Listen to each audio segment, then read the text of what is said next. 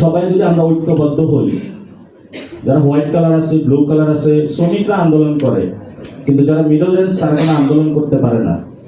কারণ সমাজে তারা ভদ্রজন সেজে থাকে, কিন্তু পকেটে তাদের টাকা নেই। ব্যাংক থেকে লোন নিতে হয়।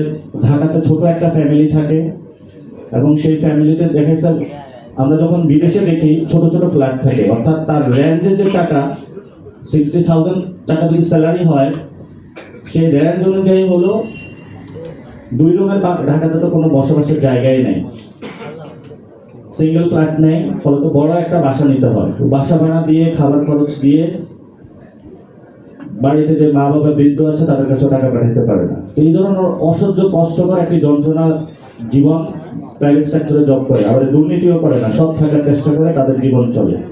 তা আমাদের এই দুঃখ কষ্ট লাঘব করার জন্য, এগুলো থেকে উত্তরণের জন্য আমাদের এই প্রফেশনাল অ্যালায়েন্স, এবং আপনাদের প্রতি অনেক, সমাজের প্রতি আপনাদের অনেক দায়িত্ববোধ রয়েছে।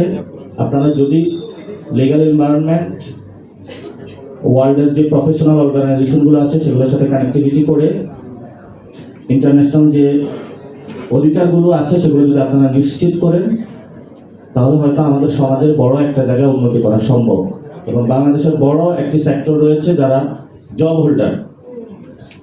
তো অনেকে জব হোল্ডারদের দেখলে মনে করে সেও চুপ করে চলাফেরা করে, দুনিয়াটা না দেখে না দেখার ভান করে,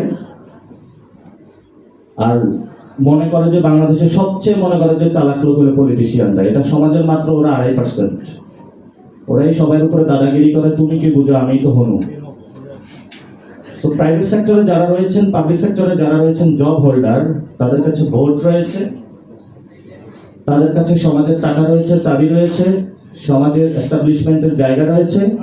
তারা যদি ঐক্যবদ্ধভাবে দাঁড়ায়, তাহলে বাংলাদেশের পলিটিশিয়ান বলি, মিলিটারি বলি, কোনো শক্তি নেই তাদেরকে আর ভবিষ্যতে দমাতে পারবে ইনশাআল্লাহ।